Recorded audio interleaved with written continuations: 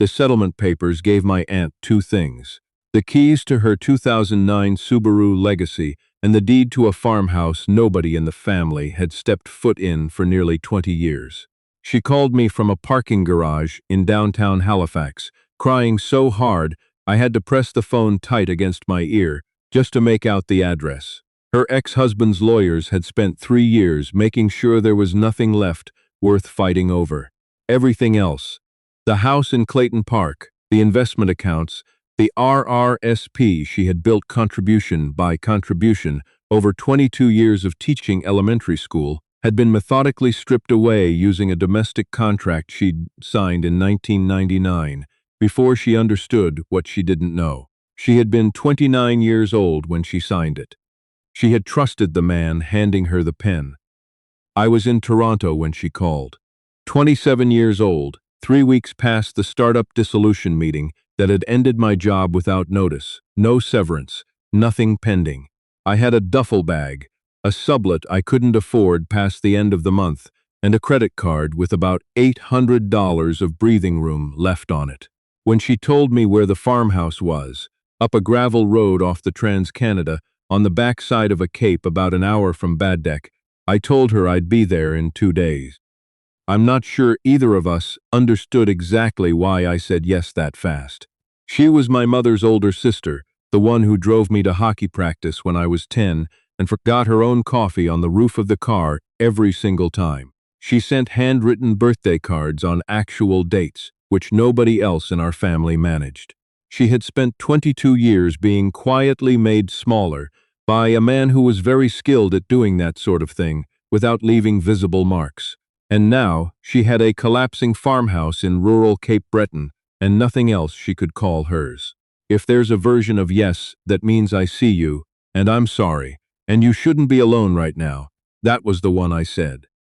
The farmhouse had belonged to our great-uncle, a man I barely remembered, quiet, mildly odd, the kind of person who answers direct questions sideways. He'd worked in accounting in Montreal through most of the 70s and 80s, then relocated to Cape Breton around 1991 in a move the family accepted without much discussion. Because he'd always been slightly eccentric. He died 2 years before the divorce was finalized, leaving the farmhouse to my aunt in a will so sparse it was almost suspicious. One beneficiary, no conditions, no explanation, just her name and a property description. Her ex-husband had laughed when the estate lawyer read it aloud. I would keep coming back to that detail. The drive from Toronto took me through New Brunswick, across the Canso Causeway, and then northeast on narrowing roads until the spruce pressed close on both sides and the gravel started. My aunt was on the porch steps when I pulled up. She was wearing her old teaching clothes, wool sweater, rubber boots, with a thermos of tea balanced on her knee, and a face that had clearly been crying steadily for some time.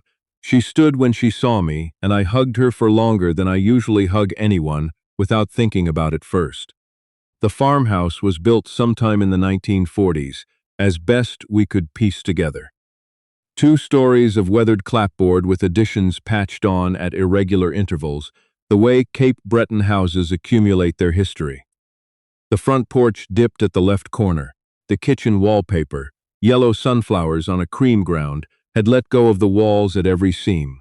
A rusted oil furnace in the basement utility room had been replaced at some point with electric baseboard heat, but the wiring ran along the baseboards in a way that made me think nobody had touched it since the Mulroney years. It wasn't nothing, though. The land ran down behind the barn toward a small cove, and on clear mornings.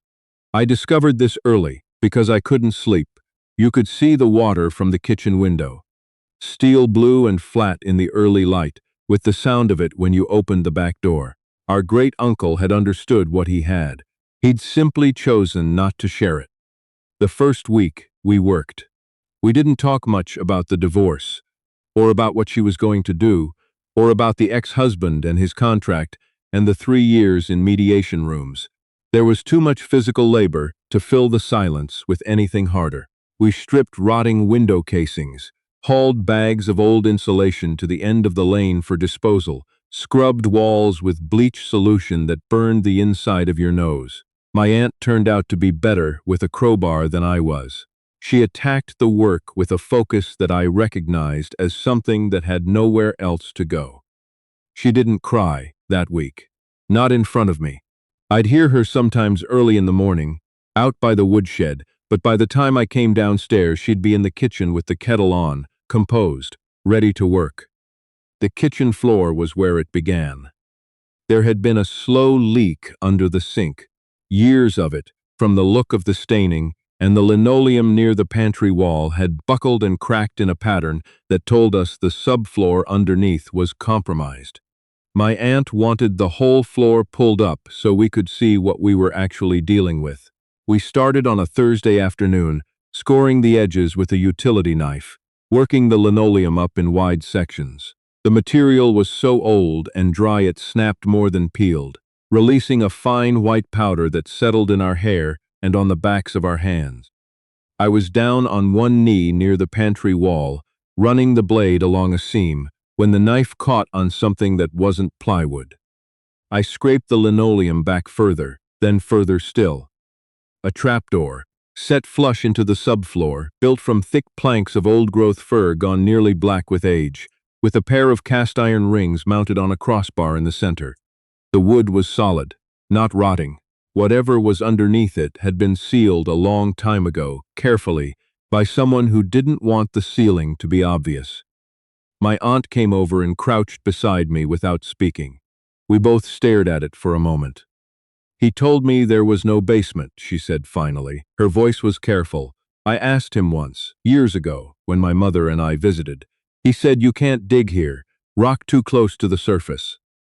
She was right. I remembered him saying something similar to me. "Granite all the way down," he'd said.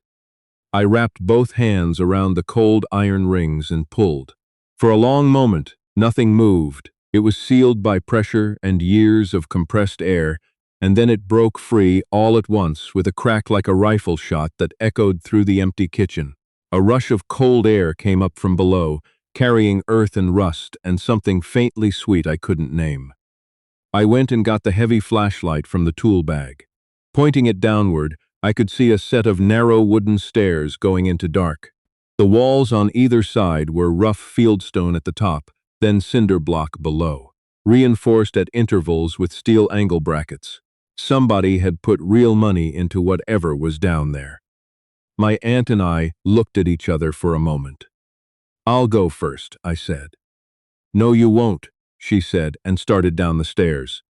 12 steps to a concrete floor.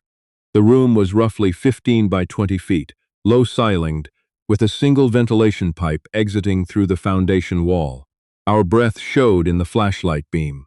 Along the right wall, wooden shelving units held rusted coffee tins, coils of old rope, a few mason jars with contents I couldn't identify through the dark glass. It looked like a cold cellar. It smelled like a cold cellar. But the far wall was something else entirely.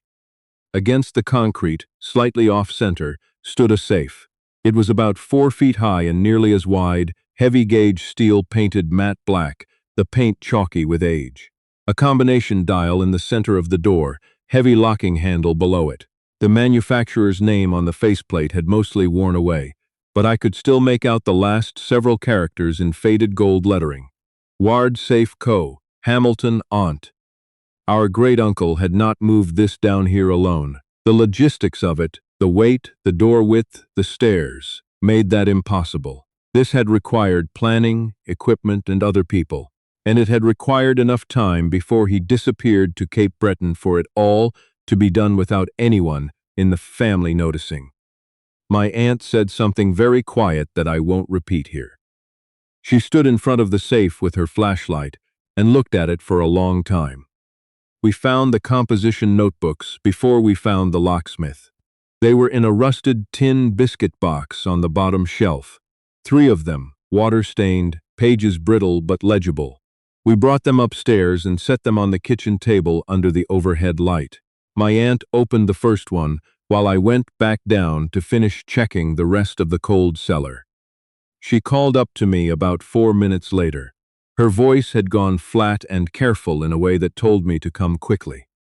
They were ledgers, column after column in our great-uncle's small, precise handwriting, spanning from 1974 through 1988.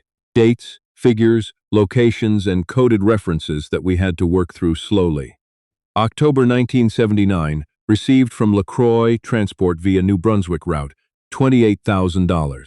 November 1979, disbursement to Yarmouth South Courier, $12,500. December 1979, holding fee withheld, $4,200. We sat at that table for an hour and a half. I kept losing track of the totals. The figures ran into the hundreds of thousands across the notebooks. Enormous money for those years, the kind that made my aunt set her notebook down and press both palms flat on the table and stare at the yellow sunflower wallpaper. In the third ledger, near the back, she stopped turning pages. She pushed the book across the table toward me without a word and pointed to an entry. March 3, 1983, retainer established, $18,000 CAD recipient, Cellar and Voss, Halifax. Below it, in pencil, a notation in our great-uncle's hand, E. Cellar, keeps the route clear through NS courts, useful as long as he stays greedy. My aunt's ex-husband had grown up in Halifax. His father had been a founding partner of a firm, Cellar and Voss, commercial and estate law, that had eventually been absorbed into the larger practice that her ex-husband now ran. She had attended the merger announcement dinner. She had smiled in photographs with the senior partners. I watched my aunt read the entry twice. He knew, she said. Her voice was very quiet, which was worse than if it had been loud. His family has known about this property since before I did. We needed the safe open.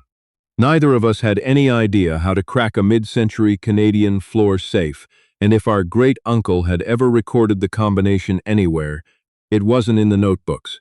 I drove into Baddeck the next morning and asked at the hardware store. The man at the counter pointed me toward a former mechanic who had taken up locksmithing after his retirement. I'll call him the locksmith, which is what everyone in town called him, who worked out of a shed behind his house on the road north of town. He was in his mid-60s, white-bearded, with the particular stillness of someone who had spent decades doing careful work with his hands.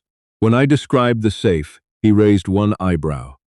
"Hamilton Safe Company," he said. "Haven't worked one of those in a long time." He folded his arms. "Where's the property?" When I told him, something moved through his expression. Not quite recognition. More like a piece of a puzzle settling into a slot he'd been holding open for a while. "People used to talk about that place," he said carefully. "Said the fellow who lived there had something put away. Figured it was just the usual small-town story." He paused. $400. Cash, when you can. Whatever's inside stays your business." He arrived the following afternoon with a hard-sided case and a halogen work light on a stand. He set up at the base of the stairs and spent 2 hours and 20 minutes working the combination dial with a stethoscope, pressed against the steel door, muttering to himself in a low, continuous murmur. My aunt and I sat on the bottom step. We didn't speak much. At some point, she reached over and held my hand the way she used to when I was small and frightened of something, and I let her. The locksmith straightened up. He lifted the stethoscope from the dial and let it hang around his neck. He looked back at us, his expression composed. "All right," he said. He gripped the handle and pulled. The door swung open on hinges that were, inexplicably, still perfectly balanced. 4 shallow steel shelves. On the top shelf, a craft paper folder containing Old Dominion of Canada war bonds.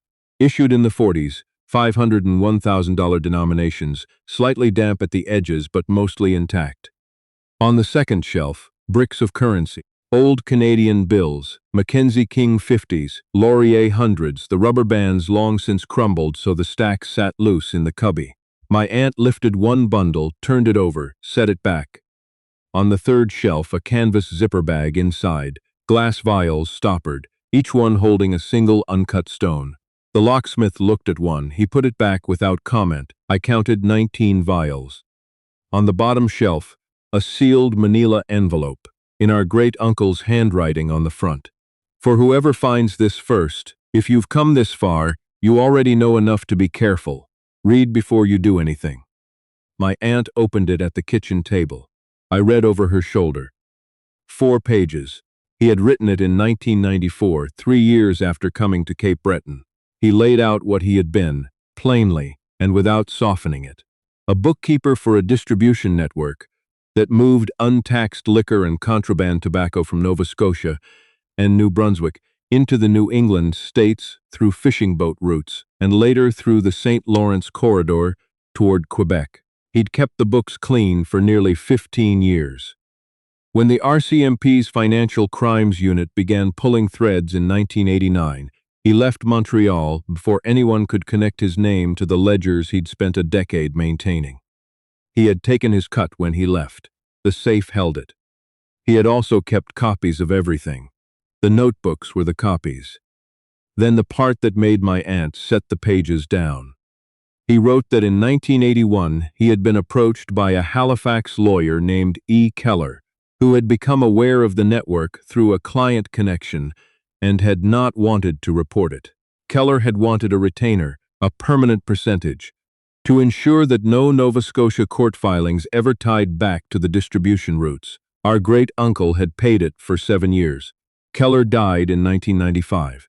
His son had inherited the firm and, apparently, the knowledge of what his father had accepted for nearly a decade. Then, in 2001, a Halifax developer had reached out through an intermediary seeking to purchase the Cape Breton farmhouse. Our great-uncle refused. The developer had returned in 2007 under a different company name. Refused again. After the second refusal, our great-uncle had begun watching. He documented what he found over the next several years. A pattern of inquiries into our family's financial situation, an apparent interest in which relatives stood to inherit the property, and then, in 2003, the first document contact between the developer and our aunt. The developer's name was written in the letter in full. It was her ex-husband's name. She read it a second time. Then she got up from the table and walked to the kitchen window and stood there with her back to me for a long while. The cove was visible in the afternoon light, flat and gray and utterly indifferent. The locksmith packed his tools in the time it took her to read the letter once. "I'm going to drive home," he said quietly, "and I'm going to have a very ordinary evening and not think about this address. I'd suggest the first call you make is to a lawyer who is not in Halifax." He paused at the door. "I'm sorry about your family," he said to my aunt's back. She didn't turn around, but she nodded. We spent the rest of the evening with my laptop and the phone. I had a law school contact in Ottawa who specialized in criminal and financial matters. And I called him from the porch while my aunt made dinner, which she did methodically, the way she was doing everything that evening, because movement was the only thing keeping her functional. My contact told me what we were holding and what it legally meant and in what order we should proceed. We photographed every page of every ledger. We photographed the letter. We photographed each item in the safe. Everything went into encrypted cloud storage. We were still working through the list when headlights swept across the kitchen window. My aunt saw them first. She set her fork down very slowly and looked at me. He had probably set an alert on the property registry. The deed transfer to her name had triggered something, and when we registered our presence at the address, a utility account, a phone call to the local municipality about the road access. It had given him enough information to know she was actually there, not just holding the deed from a distance. The truck was a black Ford F-150, new enough to still have dealer plates. He got out wearing a fleece vest and hiking boots, the kind of studied casual that communicates I just happened to be in the neighborhood. He was carrying a bottle of Nova Scotia Red. He knocked. My aunt answered. I stood just behind her in the kitchen where he could see me. His smile arrived on schedule, the same one that had presumably worked in conference rooms and at charity events for 2 decades. "I heard you'd made it out," he said. "I was passing through the area and thought I'd check in. How are you settling?" "We're managing," my aunt said. His eyes moved around the kitchen. I watched them track to the torn-up linoleum, to the plywood we'd laid over the trapdoor with the kitchen table weighted on top of it. Something registered in his face that he managed to keep out of his smile. "I wanted to mention something," he said. "There's a developer I know who's been acquiring coastal property in this area. Conservation purposes, long-term land trust. They've been offering considerably over market value. Given your current situation, I thought it might be worth a conversation." My aunt looked at him for a moment. "Come in," she said. "We should talk." He sat at the kitchen table. My aunt set out glasses. I sat across from him. "We found some of our great-uncle's papers while we were doing the floors," I said. "Records going back to the early 80s. Your father's firm shows up in them a few times. Cellar and Voss." He was very good. He picked up his wine glass, turned it once, set it back down without drinking. "Cellar and Voss merged into our practice in 2004, he said. "My father had a large client base over the years. I wouldn't personally know every. The RCMP's Financial Crimes Division would probably find it interesting," I said. "The ledgers are detailed. Dates, amounts, names. Your father's retainer is documented over 7 years." 4 seconds of silence, possibly 5. He set the glass down. The mask, the one that had apparently held together through an entire marriage and 3 years of divorce proceedings and probably a great deal more before that, came down. He looked at my aunt directly. "You don't understand the scope of what's in those ledgers," he said. His voice had changed registers entirely.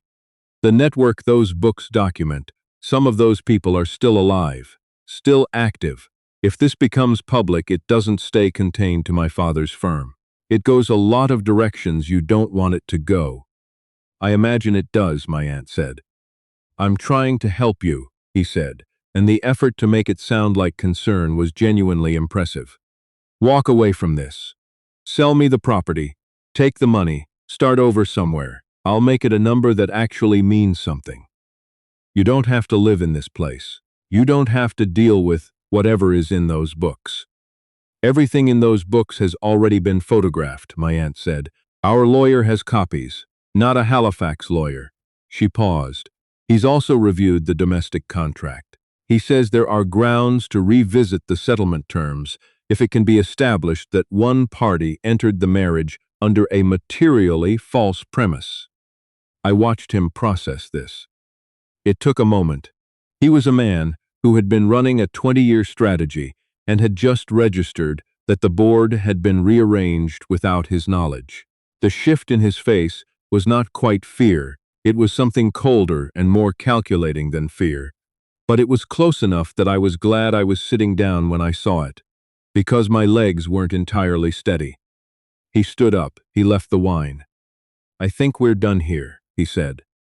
"I think so too," my aunt said. We watched his headlights turn at the end of the laneway and disappear into the tree line. My aunt let out a breath that seemed to have been held since the parking garage in Halifax. She sat back down at the table and put her hands around her wine glass, without lifting it. "He'll have a lawyer on the phone before he hits the highway," I said. "So will we," she said. "We already do." We did. The call to Ottawa had covered what came next. By morning, a formal letter was in transit, and the copies of the ledgers were in the hands of people who knew what to do with them. The money in the safe, the currency, the gemstones, was never going to be ours to keep, and we'd both understood that before we touched it.